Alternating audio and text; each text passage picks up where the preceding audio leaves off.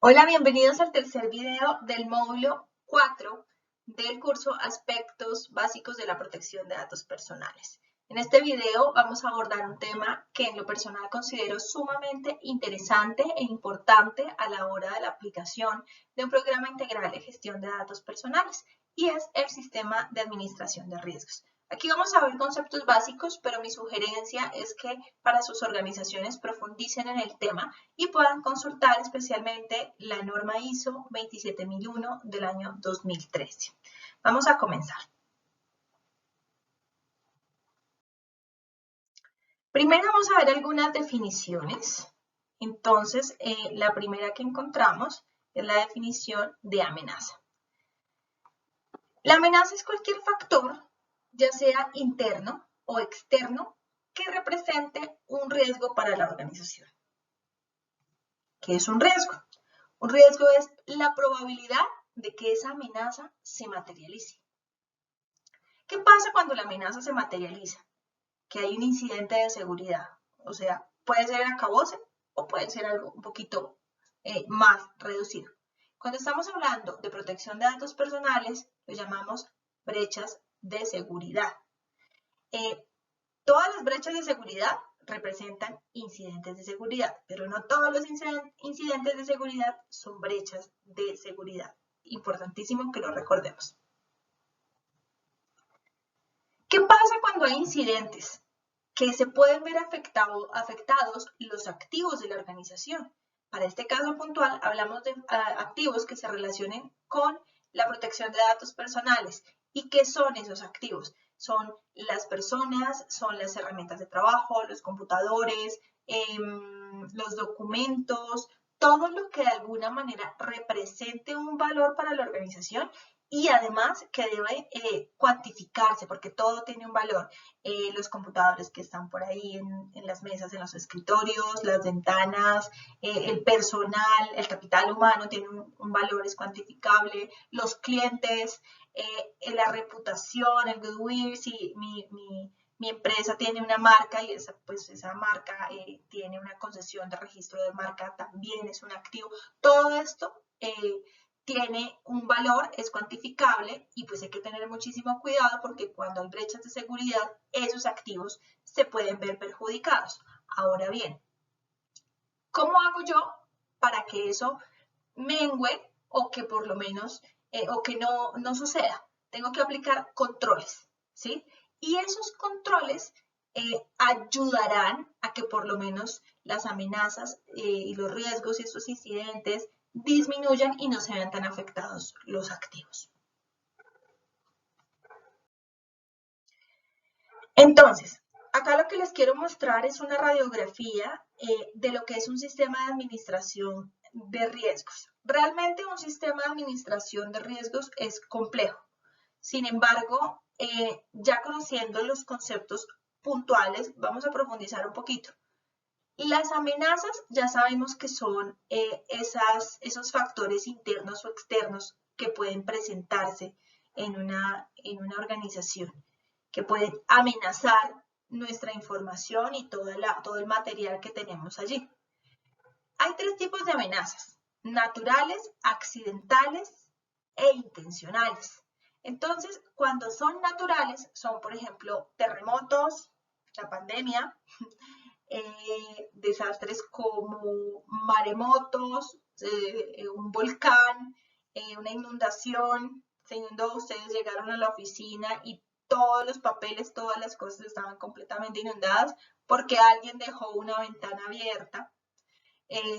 Bueno, como sea. Pero bueno, ese sería accidental. Ese accidental debido a una consecuencia, debido a un origen natural. Pero, por ejemplo, si es del maremoto, el del terremoto, esos son obviamente naturales. El accidental puede ser que alguien dejó enchufado un computador al lado de una botella de agua que dejaron en el piso. O dejaron la botella de agua al lado de un computador que siempre está enchufado.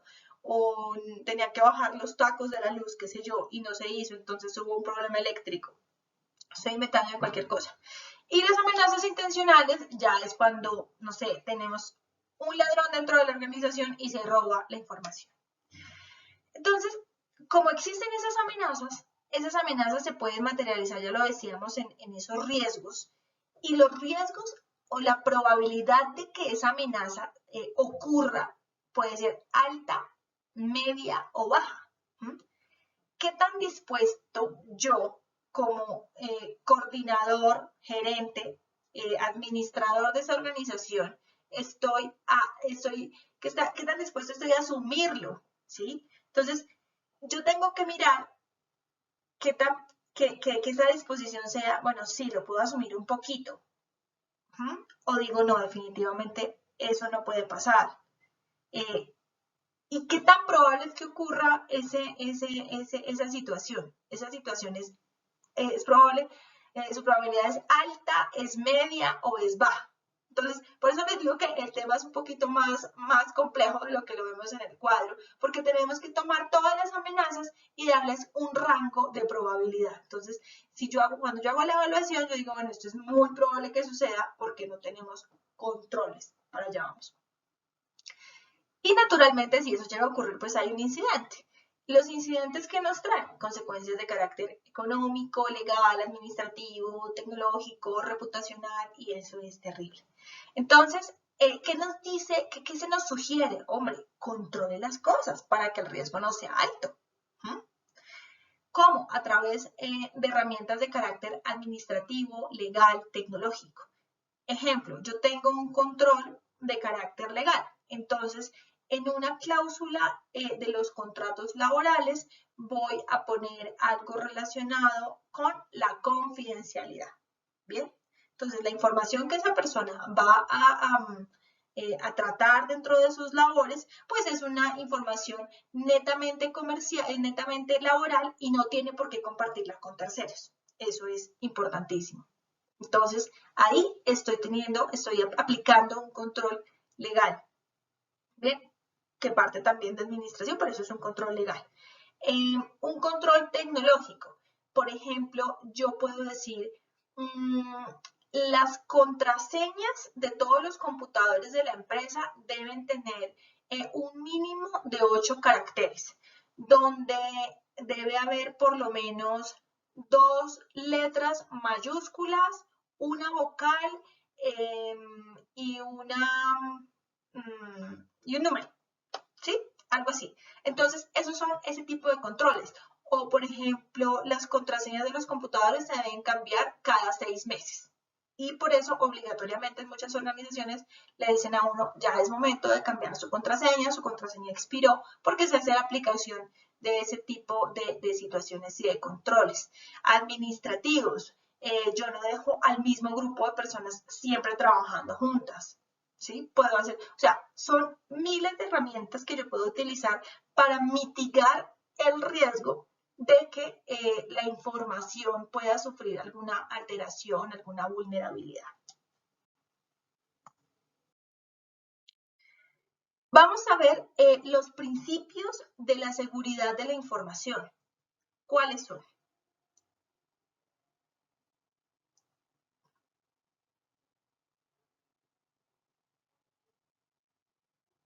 Tenemos el principio de integridad de la información, el principio de confidencialidad de la información y el principio de disponibilidad de la información. ¿Por qué les estoy aquí poniendo estos muñequitos? Porque las amenazas atacan directamente a la integridad, la confidencialidad y la disponibilidad de la información. Entonces, nos los presentan como principio porque nos están poniendo una alerta roja donde nos dicen, cuidado con esto. Aquí estoy poniendo este diablito porque la integridad se refiere a que la información no sea, por ejemplo, alterada, ¿sí?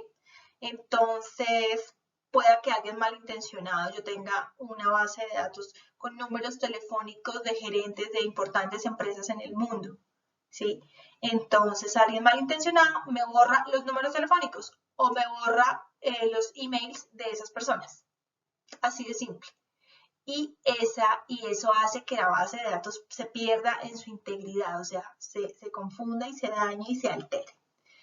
En cuanto a la confidencialidad, esta muñequito que les pongo acá, esto es como un sinónimo de chisme, ¿sí? Porque si Juan es el encargado no llamémoslo administrar, sino de tratar la base de datos X, pues Juan no tiene por qué ir a contarle, estamos hablando, por ejemplo, una base de datos de personas que tengan enfermedades terminales.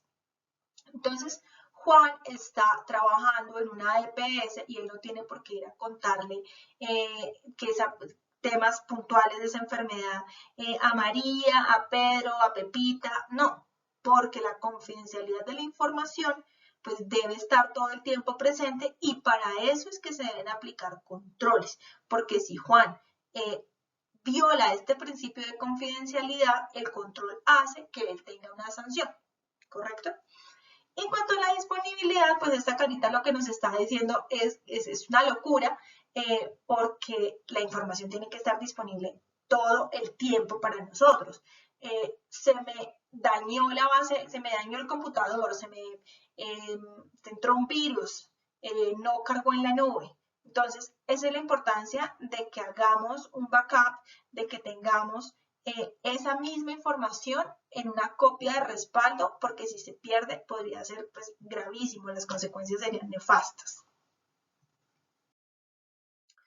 Entonces, aquí les estoy mostrando unos ejemplos muy de la donde vamos a ver un tipo de amenaza, el riesgo que puede haber y qué puede afectar. ¿Listo? ¿Qué puede afectar? Los principios, como ya lo decíamos. ¿Cuál es el riesgo? Bueno, miremoslo de acuerdo al tipo de amenaza. Entonces, sí, aquí estoy clasificando las amenazas en desastres naturales, errores y fallas sistemáticas, ataques intencionados e incumplimiento normativo. Todo eso son amenazas. ¿Quién se encarga de mitigarlo?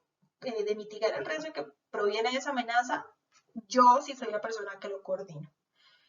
Desastres naturales, incendios, inundaciones, terremotos, avalanchas, virus, radiactividad. ¿Qué puede afectar? Pues la disponibilidad de la información. Si se incendió la oficina con todo adentro, ya no está disponible. En errores y fallas sistemáticas, olvido de contraseñas, destrucción no intencionada, se puede pasar, programación incorrecta, omisión de procesos, cortes en el suministro de energía eléctrica, problemas del servidor, pérdida de dispositivos móviles, acceso sin autorización a las bases de datos, modificación no autorizada de los datos, virus malicioso, ausencia de reacción ante incidentes de seguridad, esos son los protocolos, pérdida de documentos, ausencia de copias de seguridad, que afecta.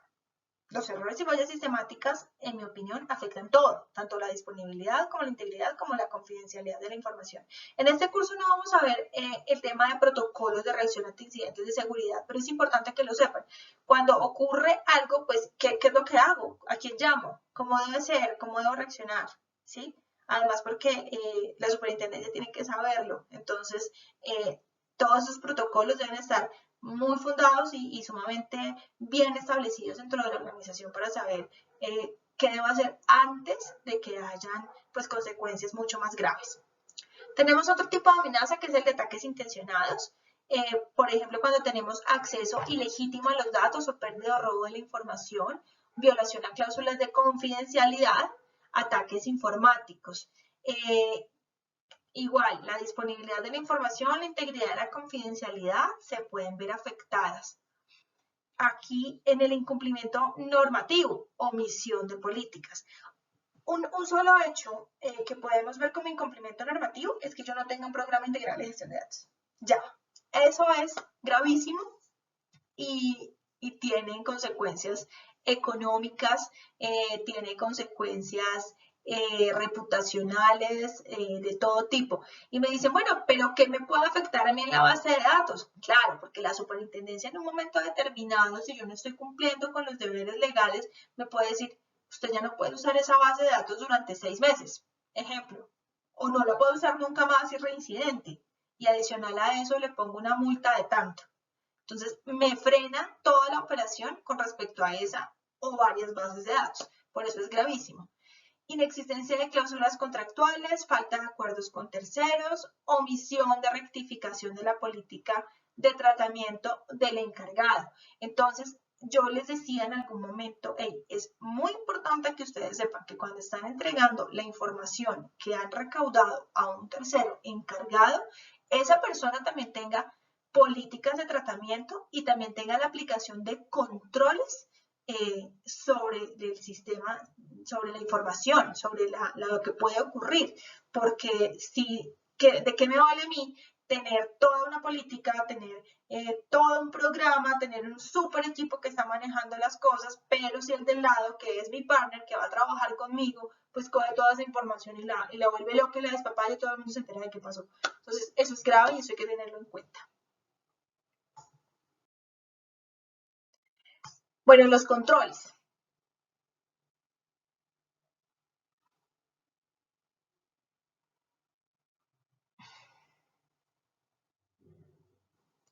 Los controles son administrativos, legales y tecnológicos.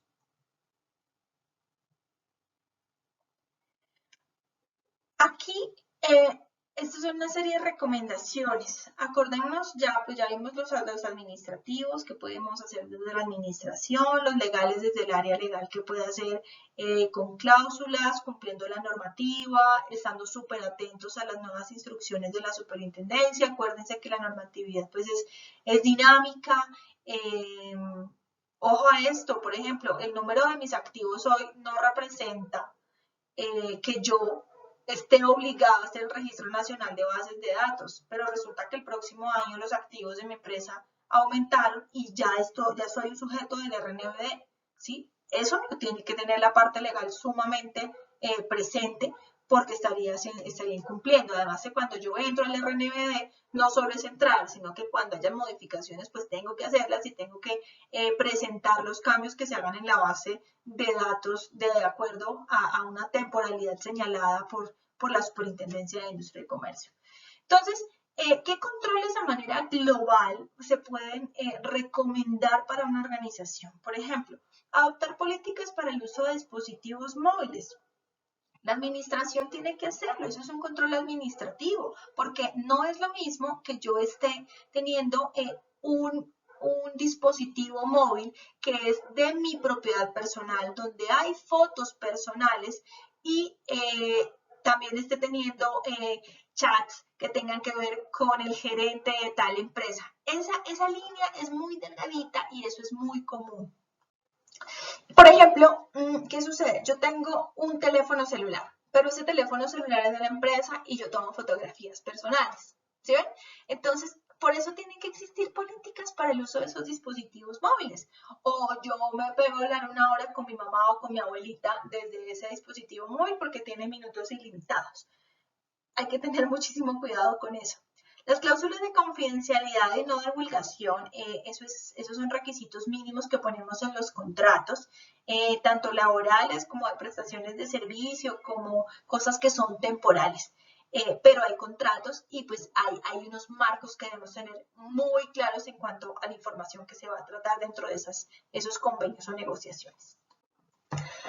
Ahora que estamos trabajando tanto desde casa, deben haber políticas de teletrabajo. De hecho, no siempre el Internet que se utilice en las casas tiene que ser el personal. Existen mecanismos para que se ponga en marcha el Internet que la misma empresa nos puede proporcionar y pues tener canales distintos para que las cosas no se mezclen. Y eso se hace a través de políticas de orden administrativo. Implementar planes de formación y evaluación para el tratamiento de los datos personales. Esto es crucial, porque si yo no sé, o sea, si mi área, por ejemplo, es operativa totalmente y estoy, ¿qué se me puede ocurrir en este instante? No sé, soy la persona encargada de recepcionar las cartas y enviarlas a los diferentes departamentos, pues seguramente no voy a estar muy familiarizada con que se hagan requerimientos y consultas. Pero resulta que una de esas cartas a mí se me olvidó entregarlas y era una exigencia que tenía que ver con protección de datos o con lo que fuera. Pues, ¿qué pasa con eso? que si yo no estoy pilosa, si yo no estoy atenta y no estoy todo el tiempo pendiente de que nosotros tenemos un compromiso de este orden, pues se me va a olvidar y va a haber una consecuencia nefasta porque después pueden decir que la empresa no resolvió la situación. Entonces, a la gente hay que estar formándola y evaluándola todo el tiempo para saber cómo reaccionaría. Realizar el listado de contactos de autoridades interesadas en las bases para casos de emergencia, eso lo aplicamos al protocolo. La administración tiene que velar por eso. Ahora, también pueden haber controles administrativos y legales al tiempo, o tecnológicos y legales, o tecnológicos administrativos y legales al tiempo en un mismo control. Eso no tiene nada que ver. Definir una totalidad de activos y actualizar su uso de acuerdo con el desarrollo de la organización. Claro, yo tengo que saber cuál es el activo, cuánto vale, cuál es el riesgo y cómo lo protejo, naturalmente. Crear directriz para creación de contraseñas en la parte de tecnología. Realizar un contrato de alojamiento de correos electrónicos. Esos son servidores externos. Debemos tener muchísimo cuidado con esa información que sale. Actualizar de manera constante los protocolos de respuesta ante incidentes de seguridad de la información. Y aquí también sugerimos supervisión y seguimiento de la actividad de desarrollo de sistemas controlados externamente.